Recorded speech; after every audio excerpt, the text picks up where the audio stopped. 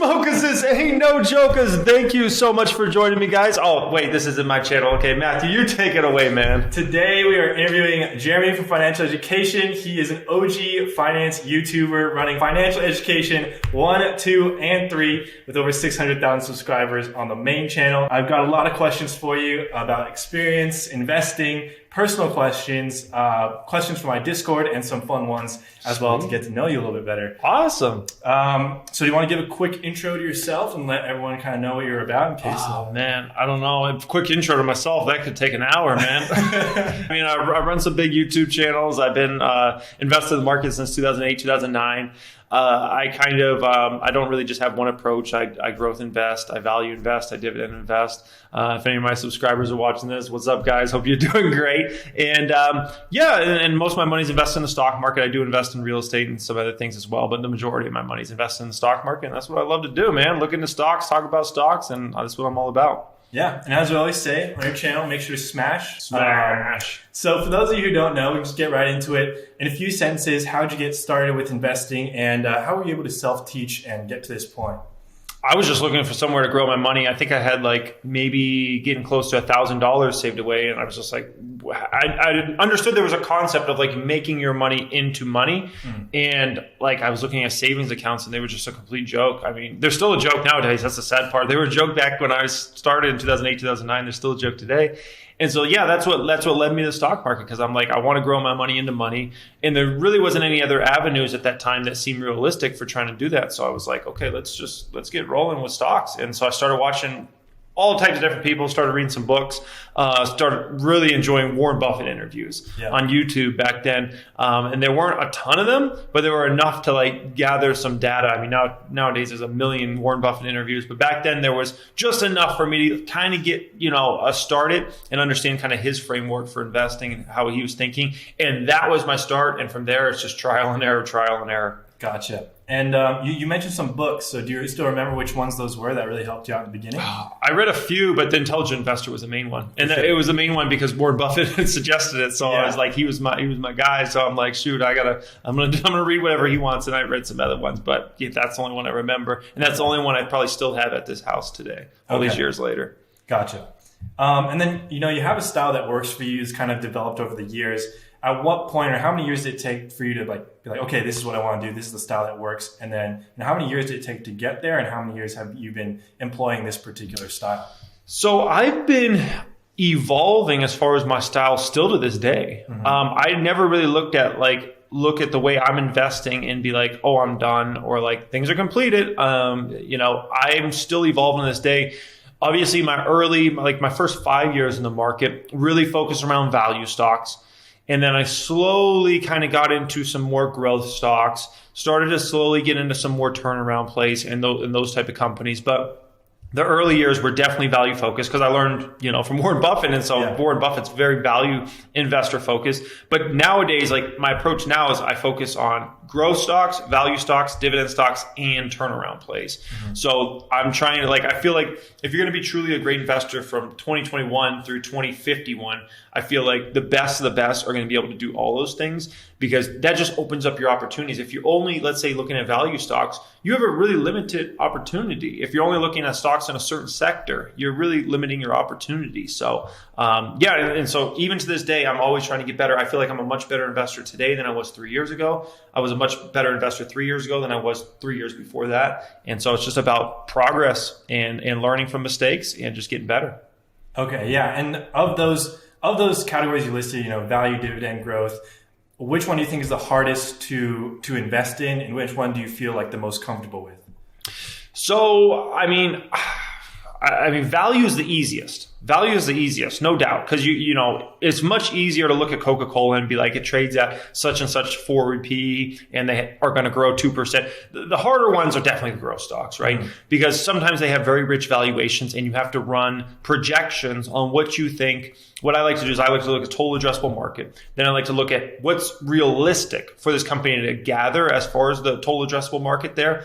What's revenue likely going to over the next 5 years, in my opinion, and what could realistically hit the bottom line 5 years from now.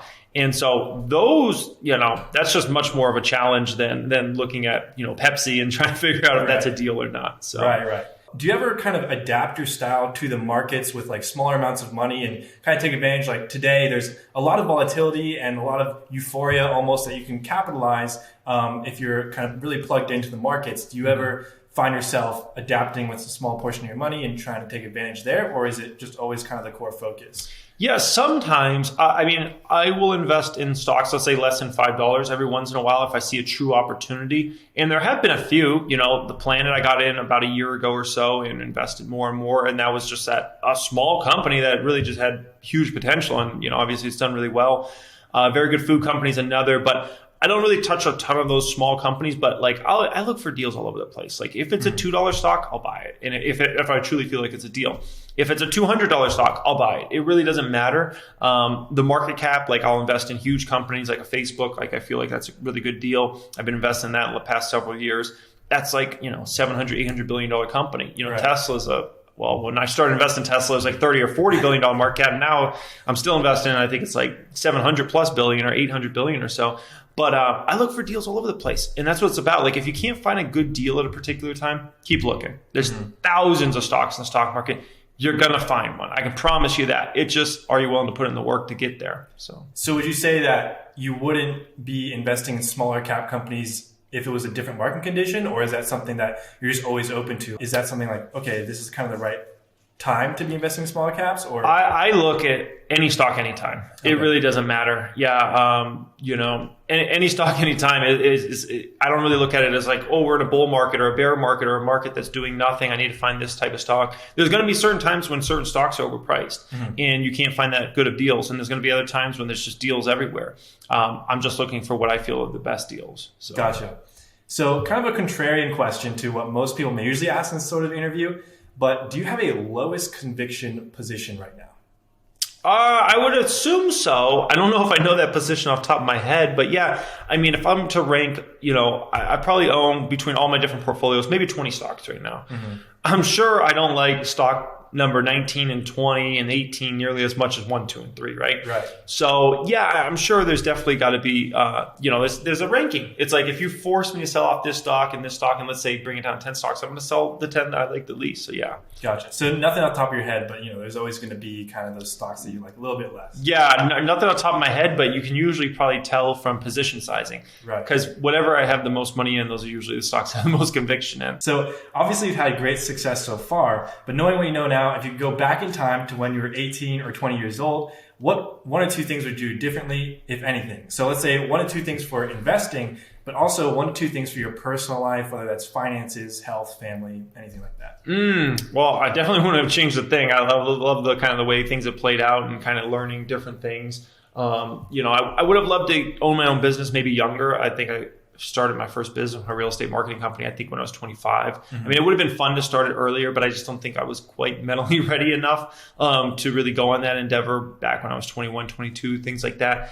So it's really hard to say. Obviously, if I look back at 2014, 2015, getting into margin swing trading earnings, I would say don't do that. Yeah. But it was a good thing that I learned from in the end. It was it was a big mistake, and I was trying to, trying to do all these different earning plays, and I lost money, and I was just stupid. And it took me I think 2 years to climb back from that and get back to where I was before, a year or two.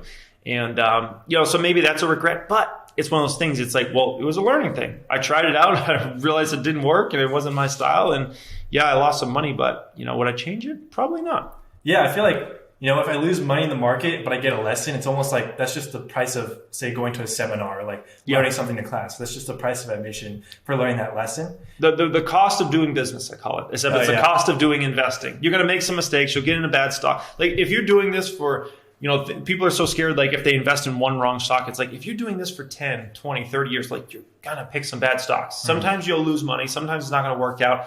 But as long as you're making money 70, 80, 90% of the time, and especially on your positions you're putting a lot of money in, dude, you're looking good. So, right.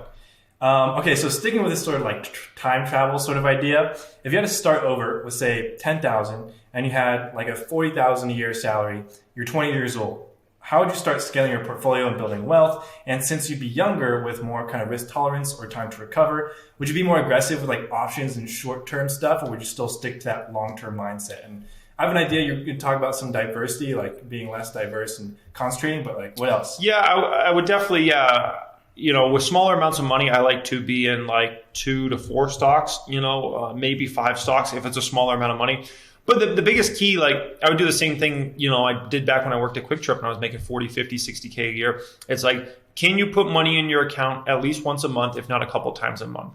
And as long as you're able to, put money in, you're able to take advantage of deals in the market, stocks you really like and things like that. And just like focus on the long term. Like, a lot of people, especially since we've had a hot market, a lot of people are like trying to like become a millionaire tomorrow. And it's like that person that makes 40K a year and they're trying to get there tomorrow. Yeah. A lot of times that's not going to work out. It does work out in a booming bull market where the Nasdaq's almost doubled in a matter of the past 12 months, right? Mm-hmm. I mean, or past 11 months since the March bottom, but ultimately that doesn't always work. And, usually it's just better to stay focused, invest in great companies. There's so many great companies out there you have the potential to make a lot of money in. That's the main focus. And as long as you do that, everything comes together over time, and you're going to see your balances go up over a 5-year, 10-year, and up a lot usually. And you'll look back and you'll be like, dang, man, I remember where my account was 10 years ago, and it's crazy to think where this account is at now. So that's exactly kind of the way I would do it. Focus day by day, execute, and don't do anything crazy. Yeah, there's this quote or something like that where it says Jeff Bezos was talking to Warren Buffett. He's like, your strategy is so simple and so successful. Why doesn't everyone just copy you? And Warren Buffett's like, well, not everyone wants to get rich slowly. So I thought that one like made a lot of sense when I read it. Yeah, and the crazy thing is, when you invest in truly great companies, I don't even look at it as a thing of like getting rich slowly, because I mean, Amazon's probably gone up. If you look at the last decade, Amazon's probably up thousands of percent, right? Tesla over the past decades is probably up thousands of percent. Apple, if you invest in Apple 10 years ago, you're probably up, I don't know, maybe certainly hundreds of percent, if not 1,000%. Look at NVIDIA, look at AMD, look at, there's so many great companies. And it's like, yeah, it didn't happen in one day, but over the course of 5, 10, 15 years, like the gains you can make on these stocks is ridiculous. So yeah, I mean, that's my view. It's just like, it's not even like it's slowly, but Yeah. Okay, so say someone has discovered investing yesterday, but they're afraid to get in right now because of the mentality that the market's already run up so much, I'm afraid to get in. How would you take that first step and get over that fear of investing at the top, as they say? Well, first off, I mean, you could have made an argument that we were at the top since we reached a new top, right? Exactly. I don't remember what year it was. Maybe it was 2012, 2013 when the market started reaching new highs. And I remember when the Nasdaq finally hit 5,000 again. And people were like, oh, we're at the top now. Nasdaq's at 5,000. It's back where it was when it was a tech bubble. And then, the Nasdaq today is at, 13 or 14,000 or whatever, right? So you shouldn't really view it in that context. The bottom line is, are you getting in the market? Are you learning? Are you experiencing? You can only watch so many videos and learn so much. It's great to learn those sorts of things before you jump in, but eventually you got to get in. You got to get in. And truly great companies, regardless if you're in a bull market, bear market, or an okay market, they're going to likely outperform the market. Right. And you got to get the experience. You can't get good at shooting free throws if you just watch videos on shooting free throws all day. Eventually, you got to get in and actually do it for yourself and put your money at risk and do those sorts of things. So I just get in. It doesn't matter if it's a bull market, bear market, or a nothing market. It's just get experience. So yeah, I think what I've learned is like you said, if you invest in a good company, it almost you pay more attention to the company almost more than like the overall market, because as long as that company is still solvent, still like innovating and progressing, I think it's a good place to put your money. 100%. Yeah, I've seen stocks go up in a bad market, where the market's down over a week or a month or something like that, and a stock goes up and people are like for instance, I remember it was what was that? I think it was 2019, and I can't remember if the market kind of weakened into December or November or what happened there. But if I recall, I think Tesla stock was actually going up, or maybe it was 2018. I can't quite remember. But almost all stocks were going down and Tesla was going up. And, that's just one example. But you get it. If you're in really good positions that are undervalued and have great growth opportunities, like they can even go up in a down market. That's a crazy thing. So. Yeah, and I think maybe they'll even go down less sometimes if they don't go up. 100%, and that's what it's all about. Like it's always about, for me as a stock picker, outperforming the market. So if the market goes down 10%, I don't want to have gone down 10%. I want to have gone down less, or maybe even made money. If the market goes up 10%, I want to my portfolio to have gone up more than 10%. It's just about outperforming the market when you're, doing this and you're stock picking. So on that note, like outperforming the market, that is usually like the benchmark for a lot of investors. If you're doing that, then you're doing a great job. But, in the last year, it seems like everyone's just making like 50%, 100%, and it's kind of crazy. So how, as a long-term investor, you're still making amazing gains, and your public portfolio is shown to everyone. But say someone who's making like 20, 30%, that's still really, really good. Yep. But how do you cope with that mentally, like not comparing yourself or like wanting to get outside your comfort zone and maybe taking unnecessary risks? Yeah, I mean, it's very important there's a lot of thoughts there. I mean, it's very important to run your own race. What everybody else is doing is what everybody else is doing.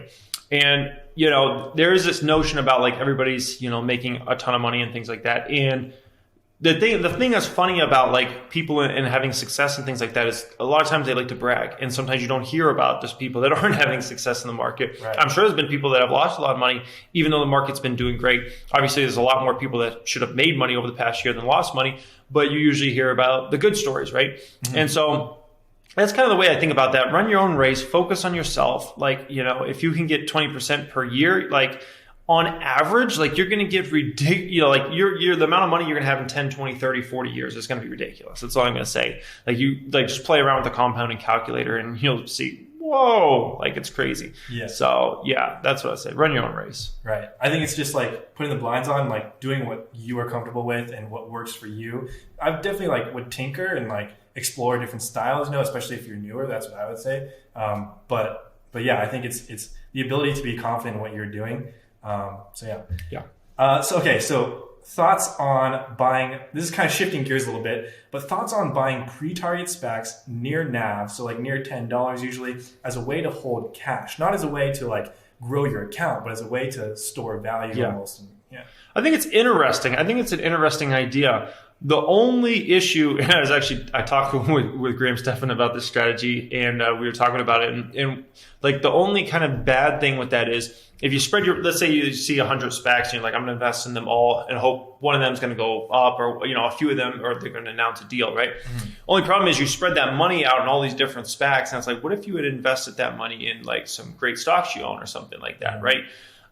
So that's kind of the one bad thing about that idea, but it is an interesting idea, especially if you don't have anywhere better to put your money, right? So yeah, I can understand it. It's an interesting concept. So you mentioned the con, like, why not put it into a stock you like better, like you like really like, but if it's cash, that you're intending to hold on the sideline anyway and not invest, maybe it could make sense. Yeah, it could. The only problem is some of those go up, beforehand. So some of them will trade at like $11, $12. And it's like, let's say you see that and you're like, oh man, maybe something's going to happen. You get in 11, but then you need that cash because you see a real opportunity in the market and there's nothing going on with that SPAC and you've been holding it for 6 months, a year or whatever. And then you saw it 10.50 or whatever. Then it's a little tough situation. So I don't think it's necessarily a bulletproof strategy, but it is an interesting idea. There's no doubt about it. Mm-hmm. So, all right.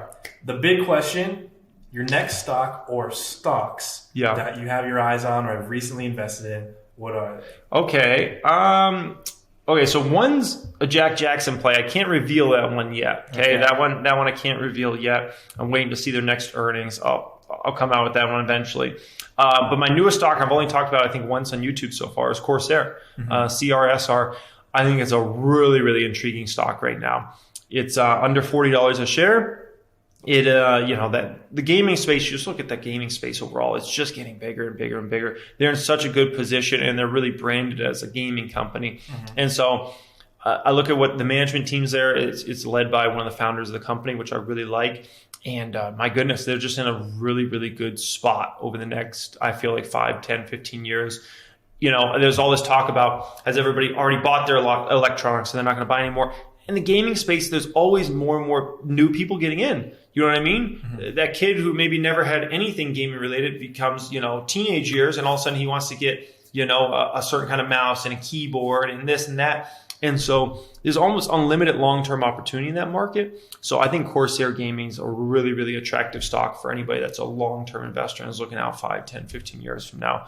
I think they could be as big as Logitech long-term. And Logitech's approaching a $20 billion market cap, and Corsair is in the $3 billion-ish range, a little over $3 billion. So we'll see. Yeah. And so, it's a pretty maybe crowded space. There's a lot of competitors. They've got like Turtle Beach, Razer, a lot of international brands as well. So do you think that Corsair has an edge there, or is it just the valuation is so compelling and it is in a good space? I think Corsair is doing a good job with the branding of the company. I think they also do a really good job with the quality of the products. Like I've gone on Amazon and literally gone through all the product reviews, just researching, like trying to see. And I mean, countless products get 4.5 stars or more of theirs. And so I think, if you make good quality products and you have a strong brand name in the space that is getting stronger, that's really the way I view it. I'm like, I see their brand and I'm like, this brand is getting stronger. I think that puts you in a really, really compelling position overall there. So, there's no doubt there's a lot of competition, but this is a crazy big market that is continuing to expand every single year and will likely continue to expand for potentially decades to go. We'll see what happens over time. So. Yeah, I think their peripherals revenue is growing faster than like computer components, and I think the peripherals have higher margins, stuff like that. So it's definitely a compelling play for a lot of reasons. Yeah. So now we're going to move into like more personal kind of business and investing questions, personal questions. So what is the biggest mental shift or action that you've taken that has changed your life for the better? Wow, there's probably a lot of them. There's definitely a lot of them. I think getting more in an abundance mindset versus a scarcity mindset. Okay. There's definitely been times in my life where I was definitely in a scarcity mindset, especially when I had limited income potential and I hadn't really seen the success of investing could bring. In my early years, there was definitely a little bit of scarcity mindset there. Now I definitely don't have that. I have very much an abundance mindset and a growth mindset, and trying to grow businesses, investing accounts, and those sorts of things. I think a lot of it's just you see what happens in life and you see the success and you see, being able to build a portfolio and then hit $500,000 in and $1 million and keep going. I think that just it just changes your mindset. It really does. And so that, this is more on a personal side. Like I got into mindful meditation about 6 months ago or so, maybe a little longer than 6 months ago. And that's, been one of the best things I ever found in life. Like I really I love it. So if anybody ever is looking to, reduce stress, reduce anxiety, and just probably live a happier life in general and a less clouded mind, I would definitely suggest like mindfulness meditation.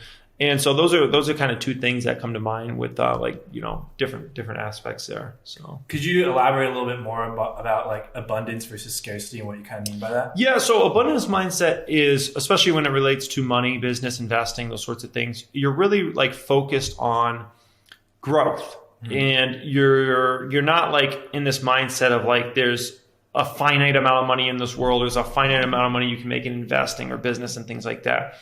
Scarcity mindset is definitely heavy on that. Scarcity mindset is really like a mindset in which you're so focused on like finite amounts of things, and I can't really get much more. I can't make much more. I have investing limits, those sorts of things, and it's not a very productive mindset to have when you're doing things like you're in business for yourself or you're investing. You've really got to have a growth mindset behind yourself. Otherwise, you'll always be limited. Let's just put it that way. Okay. And so kind of doing a little callback, you said you wish you had started your own business sooner, but you weren't really maybe ready for it in your 20 or 22 year old. So what do you mean by that? Like what changed and you thought, okay, I'm ready for this now? So getting some experience, I think working at Quick Trip, especially in management, and getting to, basically be in charge of employees and things like that, and trying to make people the best they can be, running stores, and just kind of seeing the way a business expands. I moved out to Charlotte and watched us expand in that market. Also helped, I think, lead me to some more abundance mindset, helping the company expand out there in new markets in North Carolina and South Carolina. And so I think like being part of that just kind of got me to a place where I was like, okay, eventually I'm going to be ready to run my own business. So I left Quick Trip at 24, took a year off. And then when I was 25, I was like, okay, I'm ready to start building a business. And that's when I started my real estate marketing company. So yeah, sometimes it's just, you're not ready for certain things in life. And I felt like I needed some things before I was truly ready. So. Got it. And when you're building a business, you need to set goals and kind of have like maybe a roadmap and a vision and a way to get there. So you've been able to execute on obviously a lot of these goals to get to where you are now. So how do you ensure that you achieve these goals? How do you set them so that they're attainable? Like, do you plan years in advance or like really far out, or do you subscribe to more of like a life is unpredictable. So they have the vision and a short-term kind of stepping stones. It's interesting because with investing, I really have a long-term outlook. Like I'm really thinking about the next 3 to 5 years with an investment, a stock I'm getting in, right? With my own businesses, I've never actually been focused on the long, like obviously we're trying to get to certain places and do certain things long term, but actually if I'm setting goals, it's more actually shorter term goals. And I think that's because I'm running the business. So I think that's kind of the difference. When I'm investing in a business, I'm really looking out years. When I'm running a business, you gotta, in order to get to where you want to go long term, you have to focus on kind of the day to day and what did we execute on today? What did we get done today? And those sorts of things. So it's actually interesting that there's a different frame of mind when you're running a business versus just investing in a business. Right. Yeah, I think that's where management is such a key part of an investment thesis, because they have to be able to execute like day in and day out to get to those long-term expectations that investors might have. Okay, so after building several businesses, what is like one piece of advice you'd give to someone, any entrepreneurs out there watching? What's one piece of advice you'd give them if they're just starting or getting to that stage where they need to start scaling? Ooh, man, I mean, there's just so dang much. I mean, the number one thing you got to ask yourself if you're going after any business is how do you get in front of your potential customers' faces? How do you contact them? Do you have a way of doing it that's realistic and not like super expensive? So like, for instance, let me give you like a really broken down example. When I started my real estate marketing company, my target market for customers were realtors, right? The good news about that particular company in that space is realtors love to give out their contact information, their phone numbers, their email addresses, all that stuff's online because they want people to contact them, right? So I was able to get in contact with a lot of folks who I wouldn't have been able to. But yeah, if you're starting a business, the number one focus, other than obviously the product or service you have, is like, how am I actually going to reach these people? How am I actually going to get in front of this potential target market and figuring that out? Because a lot of people will like come out with a product or service or whatever, and then they haven't even like thought like, wait, how do I get in front of these people again? And so that's really, really key, I would say. As far as scaling, it comes down to people. You know, you need the right people in place if you really want to scale a business. If you don't have the right people in place, like, you know, good luck. That's all I'm going to say. Like, people are the whole game as you build a business that has employees and things like that. So, is there something that you would look for in a potential employee or partner that that is like a deal breaker or something that they have to have in order to build a strong team? They have to be sold in. They have to be sold in with the vision of the company, and they have to be always willing to get better. Okay. You know, if they're not sold in, it's going to be hard to succeed. And if they're not always willing to get better and better at those different things, then also they're going to be limited. Your company's growth is going to be limited straight up. So got it. Yeah, that makes a lot of sense. All right, so switching gears to YouTube now. This might be a bit of a bombshell, but what do you think the future of YouTube looks like, and how much longer do you see yourself doing YouTube for? Is that like forever or like, you know? Yeah, I don't know. I mean, you know, it always comes up, you know, I don't know. I could do YouTube for another year. I could do YouTube for another 5-10 years. I really don't know. You know, there will be a day at some point when I have to kind of walk away and focus on other things just because, you know, other things become like so much bigger that like the views and all those things just, you know, don't equate to like my attention for where my attention will need to be. I don't know when that time is, you know, but I like prep my team like, hey, man, you know, it's possible at this time next year I might be done on YouTube. So I always just try to like prep people mentally around that possibility. And if it happens, it happens. If it doesn't, it doesn't. But yeah, I think YouTube's really bright. I think it has huge growth ahead of it. Everything I've always wanted in YouTube, the community is happening in like manifest destiny, I call it. You know, when I started YouTube, I always dreamt about like you know, the stock market space being really big and the personal finance space, because it was dead. It was completely dead when I started in 2016. And it's fun to see, you know, people like yourself and like all the different creators, like, you know, build channels, you know, Graham and Kevin and Andre and like everybody in the personal finance space, the stock space, and like these people getting tens of thousands or hundreds of thousands of views on the videos. And like, it's actually like a big thing on YouTube now. Yeah. And so like everything I really wanted it to be is done now. And it's just continuing to build bigger and bigger and bigger. Like there's channels I'm like, I don't even know who this person is. And they got 50,000 views. Like, good for them. Like, this is awesome. Yeah. It's gotten to that stage now. And it's really, really exciting. So, yeah. Yeah, it's crazy to see like who's watching these channels. You know, it's like celebrities or like athletes and people you wouldn't expect to be like super into personal finance watching a lot of this content. So I think it's almost becoming like very mainstream in a way. Like this is kind of the beginning, you know? Yeah.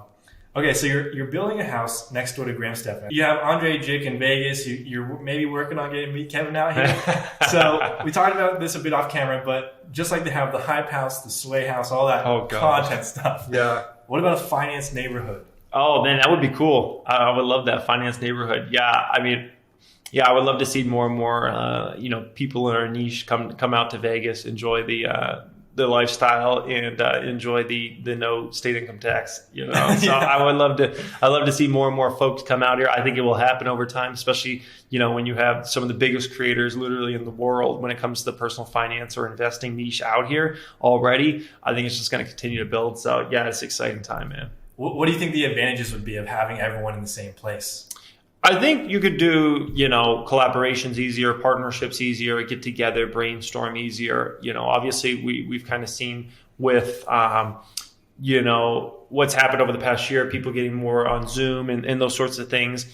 But it's not quite the same, when you're in person. It's just on another level. So I could definitely see a lot of those different things: partnerships, collaborations, brainstorming. I see so much of that when people are in one area, and you can get to, because of the thing that's funny about people that are doing this stuff. Like when you're with them, you have a lot of these conversations. Like conversations can end up leading to different things like this, right? Because if you love to talk about business and investing, your conversations are probably going to lead there. So so it's an exciting time, man. And I'm excited. So do you see any other social media platforms having similar potential or the same potential as YouTube? Well, yeah, it's hard to say. I mean, obviously Instagram's a beast, right? And it's going to continue to be a beast for a long time in the future. But Clubhouse has come out. I'm on Clubhouse. If you want to follow me, Jeremy Lefebvre on Clubhouse. And that's one I think is really interesting because that's the first, I feel like, social media that's really built for people that are into business, investing, different things like that, even though that's not necessarily just their focus. But I feel like a lot of the socials that have come out over time have been, their target markets early have been teenagers, right? Mm-hmm. Snapchat, TikTok, Instagram, a lot of those type of things I feel like really were aimed at high school kids or middle school kids or things like that early on. And then maybe over time they evolved to wider audiences. Clubhouse, I feel like, is really for 20, 30, 40, 50-year-olds. And maybe it ages down over time, but it's actually a different approach. And so, I think Clubhouse, I'm really bullish on Clubhouse long-term. I really like that. So, mm-hmm. So getting a little bit more personal, like for motivation and things like that, what is your end goal, or what people sometimes call your why? Your big motivation that goes beyond just you. Do you have something like that? And what is that? What is it? Yeah, I mean, that's the same thing it's been since 2008, 2009. I would love to be able to give crazy amounts of money away to charity and maybe even change up the way charity's done and those sorts of things longer term, because I definitely feel like there's some money that's wasted there. Mm-hmm.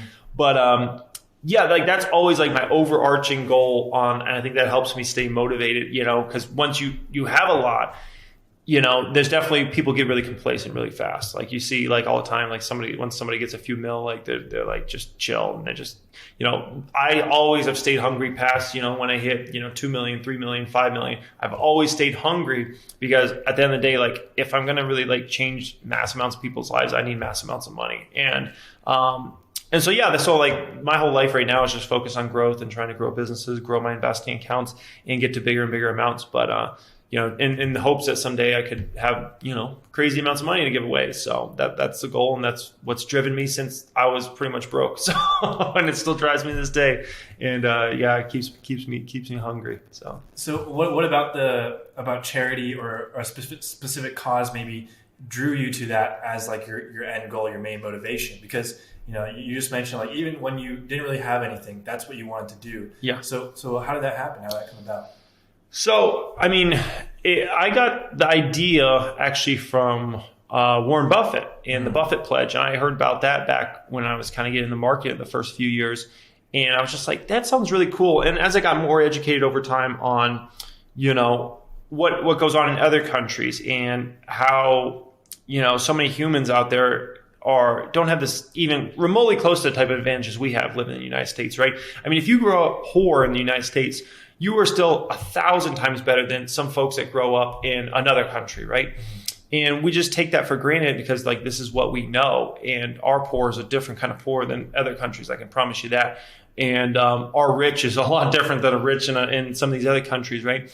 And so I'm just like, I would love to be able to, change people's lives, not just in my country, but maybe in other countries. And in terms of not just like giving away money to give away money, just like to, provide food or things like that, because there's already a lot of that going on. But like, I think about it in terms of like being able to change mindsets and get economies to grow and, get people to actually be able to provide for themselves. It's one thing if you just give somebody money, but what if you give somebody an opportunity to grow their life and have that type of self-esteem because they're actually doing something rather than just like giving them something. You're like providing an opportunity to folks. So yeah, I'm just like, longer term, like my mindset as life goes on, my mindset will definitely shift more and more to that. And I'll kind of see, I watch everything that goes on.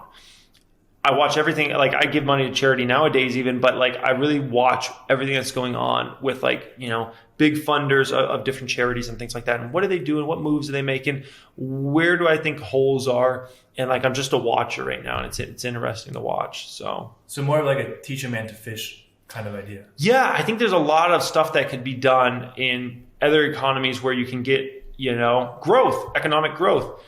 And, I know we haven't really touched on cryptos, but I think it's an interesting idea how like, even in some of these economies that are, very, very early days, right? Around the world, a lot of those folks are starting to have phones or internet access of some kind. And it might still be really poor, but you go fast forward like 5-10 years, good probability. Okay. And then if you add in like a crypto or something like that, where you can exchange money back and forth, I think that could open things up. I mean, not a lot of people are really educated on what goes on around the world. Like, especially if you live in the United States, right? You just think like, just go to the store and like pay with your debit card or pay with your cash. Not all markets are set up like that. Not all economies are set up like that. Like it's a real mess in some different markets around the world. So yeah, so I mean, there's so much that can be done there. And I think that's just could provide like opportunities for people for generations to come. And then it's just building and building from there. So yeah, I mean, I guess that's a good segue into crypto. To touch on that a little bit, you shared some thoughts on your channels about Bitcoin, and I don't think you've touched on Ethereum.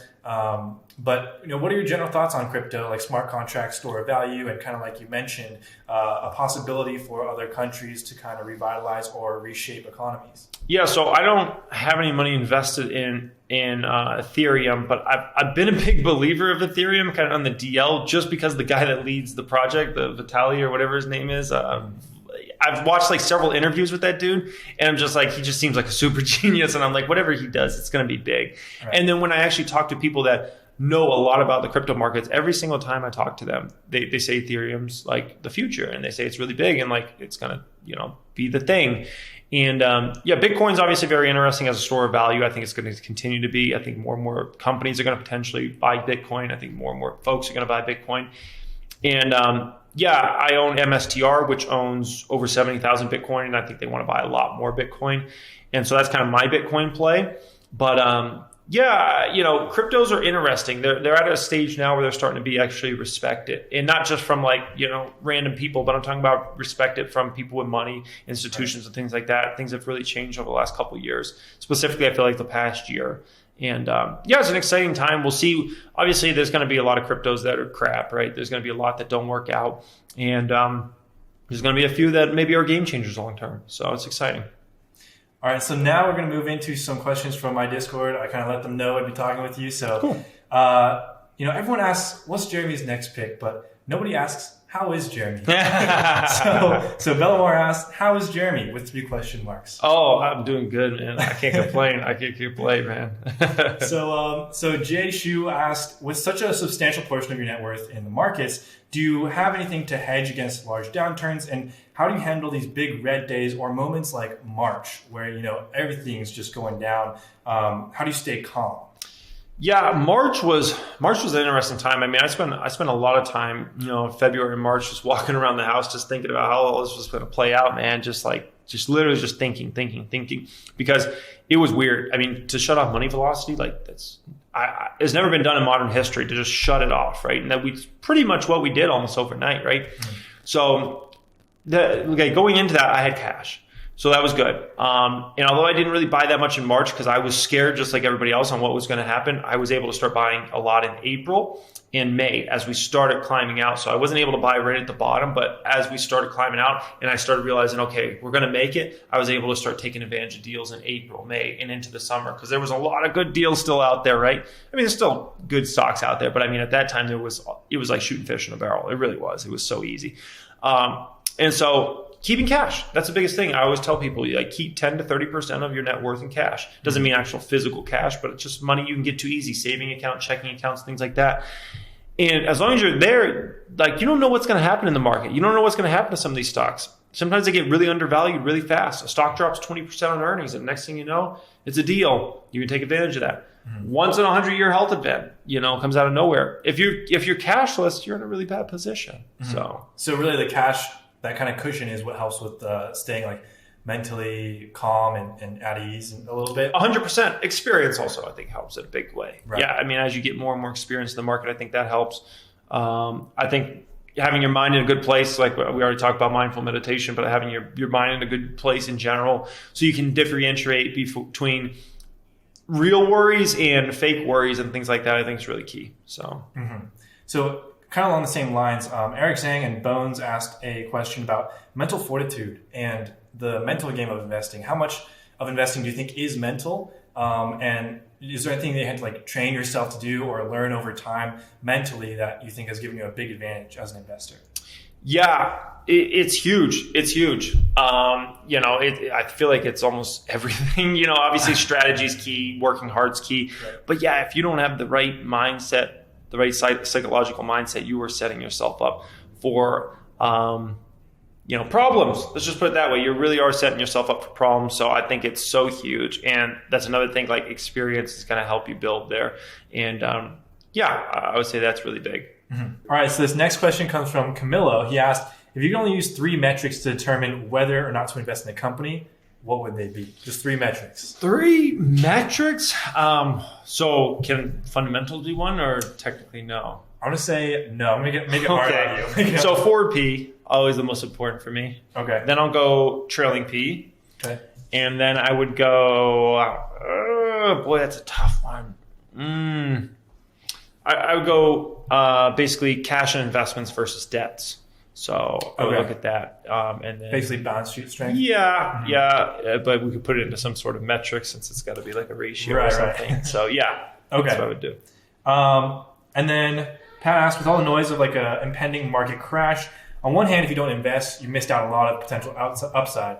But if you do and you feel like you're investing before a crash, that's not much fun either. How do you handle these times where it's like, I don't really know like what's going to happen? You have this gut feeling things might go south. And yeah, I mean, what I like to do is just stay focused on the long term. Market's going to be whatever the market's going to be in the short term. It might go up 10, 15%. It might go down 10, 15%. It might do nothing over the coming 6, 12 months, right? Yeah. Focus on the long term. Focus on buying great companies. Have some cash around. As long as you got some cash around, I feel like you're always in a position of power. The only way you're in a position of weakness is if you hardly ever have anything invested, right? Because then you're just watching assets go up in price almost every year, right? Real estate gets more expensive almost every year. Stocks get almost more expensive every year. Obviously, cryptos have been on quite a ride recently, and so you want to have the majority of your money invested, but you always want to have some money on the sideline. So I think what helps, at least for me, when I was like getting started investing and building that ability to like kind of going in now, it's like you just look at the maxed out chart of like the SPY or something like that. It just goes up. Like it really only goes up over like, give it a long enough time horizon. Okay, so a very niche question here from one of the members, from Favad. They asked, for someone who is 70 years old, how much of their portfolio should be in growth stocks? 70 years old. I would say 10% to maybe 20%. I think it's always fun, no matter what age you are, to have some money in growth stocks. But obviously, and I'll do this too as I get older, like over time, like I'll go to a little more of a safer approach. Growth stocks obviously have tremendous amounts of volatility. And as you get older, just naturally, you kind of go to a little less. I mean, especially if you're talking 70s and up, but I think you should still have something in growth stocks. I mean, some would say none in growth stocks, but I'm like, come on, man, like you gotta have a little fun. Like, you know what I mean? Like, do you want to be all in just S&P 500 index fund or Coca-Cola? Like, let's have a little bit of fun. 10 to 20% is fine, I think.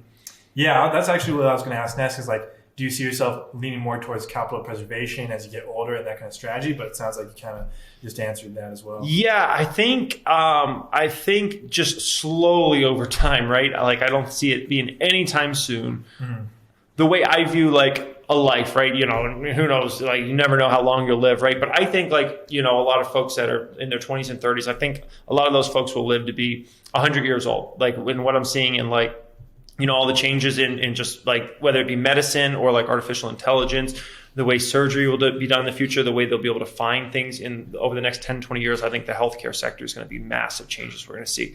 And so I think a lot of people are going to start living to be like, let's say 100. So if you view it from that context and you view your life as maybe being, you know, living to 100, I think, you know, you're really looking at like 60 and past is when you start kind of really easing up on the risk. I still think, honestly, the way I view it, I think 40 and 50, especially if you're only in your 20s now, I think like 40 and 50 can still be a growth time for you. That's the way I personally view it. Like, don't pack it in or be like, I can't take any risk now. I think you can still grow money and grow it very nicely. So got it. And so you mentioned like healthcare is going to be huge. And that leads into like the genomics and this investing in innovation idea that's really been brought to the forefront by ETFs like Cathie Wood's ARK Invest. So with your portfolio, you see that mega trend. I think a lot of people do as well.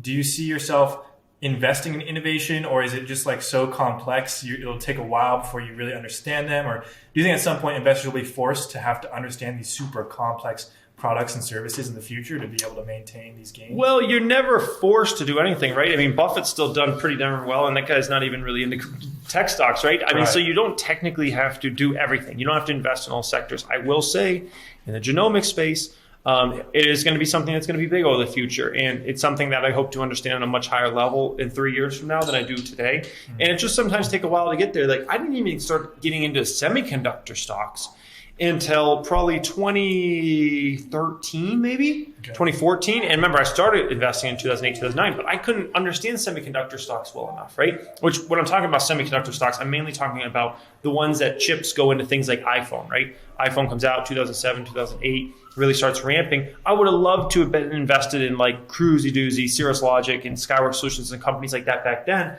But I didn't understand it well enough. So I had to wait a little while, and lucky enough, I've been able to get in those stocks over the last 5 years or so and done tremendously well because I was able to get to a level of understanding where I can understand those companies very well. But sometimes it just takes time, man. You can't rush it. You can't, it just is what it is. Yeah, sometimes you just got to pay the premium of waiting a little longer. Maybe you pay a bit higher prices, but it's the price to pay for building that conviction, having more confidence in the investment maybe. Exactly. I mean, if you invest too early when you don't fully understand it, if the stock goes down, you're probably going to sell it off and make a bad decision because you don't even fully get it and how big the opportunity is, or not, because you just don't understand it like that. So if you see some negative video on it or negative article written, all of a sudden you're like, it's just, you got to understand it very well. Exactly. All right. Khalid said, what is one word that you would use to describe why you're successful in investing? One word. Jeez, man. One word? Oh my gosh. Jeez, I'd have to go strategy. Strategy? Yeah, it was between strategy and work. That's what I was going to go. Because, you can put in a lot of work, but you don't have the right strategy. Good luck, right? Yeah. But yeah, I have to go strategy because that's the most key thing. Got it. I would have guessed like discipline or like something like that, but strategy makes a lot of sense. Yeah, there's so many words that could be used in there. But what's good's discipline or what's good's work if you're not on the right strategy, right? True, that's a good point. Yeah. Okay, so last one from the Discord. Trainer Paradox asked, do you think beating the S&P could become more attainable now that we have social media and people bouncing off ideas with each other every single day from all walks of life? And I guess another question I wanted to ask is, how do you think social media is changing the game right now that information is so instantaneous, ubiquitous, accessible? Yeah. So I think it's always been very possible to beat the market, whether it was 5 years ago, 10 years ago, 15 years ago, 20 years ago. I think we're living in a time where it is a lot easier because of the access to information. I think that's the biggest change for stock market investing, even bigger than social media and those sorts of things, because nowadays, it's just like you want to look into a company. I don't know. You look into a simple company, Walmart. Type in Walmart investor relations on Google. Boom, you got their investor reports all within seconds, right? Mm-hmm. Back in the day, you used to have to call a number and try to get them to send you a report. Like when I first started investing, I used to get the printed material sent to my parents' house. Oh, wow. Yeah, so like the actual like physical annual report, they'd have to like print it out. It would take like sometimes a week, 2 weeks, 3 weeks to get it to me. Now you got that information right in front of you, right away. Like it's crazy, man. So I think that's the biggest change, and I think that makes it easier to, I don't want to say it's easy to outperform the market, but it makes it easier. I think social media can be good in some ways in terms of like getting out the word about some of these great companies that you might not have ever heard of before. You know, there's a lot of channels I cover or you cover or other people cover that folks wouldn't even have known about in the past. Right. But, you know, now that there's these YouTube channels or different platforms you can discover this on, all of a sudden now it's like, oh, there's this opportunity in front of myself. So I think that's a big game changer. Definitely. Yeah, I think it'll be interesting to see how things develop and what communities form and like what value they each bring. Okay, so last couple of questions. These are more fun, kind of casual questions. What's the weirdest or craziest thing you've ever done to make money, if there is one? Craziest thing? Wow. I mean, what haven't I done for $1 over time? Jeez. I remember I was behind the stratosphere one night and there was this guy. No, I'm just kidding. Okay. Wait a minute. Okay. That's not that story. No. But yeah, craziest thing to make money? I don't know. I don't feel like I've done. I mean, I think the funniest thing was I used to be a referee of like kids football games. It's like flag football games at this church. It paid really well. Like back then it was like $20 an hour, which to me was like ridiculous. This was like when I was like 18, 19 years old and I was making like, I don't know, $8 or whatever working at Walgreens per hour. And it was like $20 an hour. But that job was intense, man. Parents got crazy. Dude, I'm telling you, that prepped me for YouTube, man. You don't know what the abuse is like till there's parents going crazy at you and calling you every name in the book because you called their child on a flag, man. Woo-wee! That's all I got to say. That's probably the craziest thing. Oh my god! Yeah, it makes YouTube the hate comments feel like nothing. Yeah, man. When people get crazy about their kids, that's all I got to say about that, man. Yeah, I actually did. I did some umping as well for like baseball, like Little League. And those jobs pay like surprisingly well. Yeah, so it's pretty. If you don't know, now you know. Yeah. Okay, last one. What are some top items on your bucket list? Top items on the bucket list. I mean, I've always really wanted to build a massive company, like just huge, like crazy. Okay. That's definitely something that's up there. I mean, it's not really like it's that important to me, but it would be cool to like be respected like long term as like one of the better investors of my generation. Not that important though. Like it's like whatever, that would be cool. But I'd really love to build a massive company, like something crazy big. And you know, also the charity stuff we talked about earlier, like being able to do that in my lifetime. There's not really like experiences or like I would like a certain house this size or like no skydiving. Yeah, no. I mean, I do think it would be kind of cool to maybe have a private jet. But I don't even really like to travel, so I'm like, that kind of is just a waste. You know what I mean? Like, I don't even care to go anywhere. So I'm actually, fairly boring when it comes to some things. Some people are like, why don't you travel and do all these things? I'm like, I don't really care. Like, that's cool that there's something over there you could see. I'm just not, I'm not that type of person. People can't even like understand that concept, but I would rather just be working and looking into companies and like, go, looking into some pyramid. Like, I'm sorry, guys. Sorry, I don't want to offend anybody. It's just not my cup of tea. So, I mean, I guess you just derive a lot of like gratitude and fulfillment just building things and like creating value in a bunch of different ways. So, it makes sense. I mean, I love just being home, with the family, hanging out, looking into companies, just chilling, man, and just studying companies and looking for the next stock. Like that to me is just. That's a great day, man. You're already living the dream. Yeah, like that's a great day to me. So, and then if I could make a YouTube video about it, then it makes it even better. Right. So. All right. Well, that's all I have. Thanks so much for taking the time for the interview. Hopefully, everyone learned a bunch of stuff. Thanks for having me on, man. This was fun. We got to talk about a lot of stuff I either don't talk about or haven't talked about in a while. So this was awesome, man. Yeah. Well, hopefully we can do it again soon. And thank you everybody for watching. Make sure to smash, and I'll see you guys in the next one. Peace.